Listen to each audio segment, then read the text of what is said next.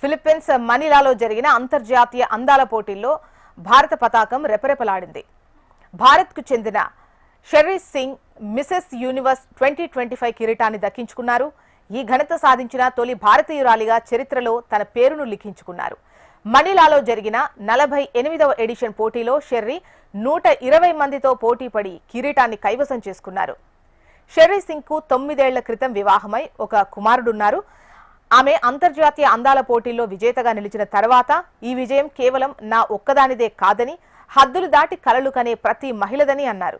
బలం, దయ, పట్టుదల మహిళ నిజమైన అందానికి నిదర్శనమని, నేను ప్రపంచానికి చూపించాలనుకున్నానని అన్నారు. ఆమెను విజేతగా ప్రకటించిన తర్వాత ఆమె భారత జెండాను చేతపట్టి తీవ్ర ఉద్వేగానికి గురయ్యారు.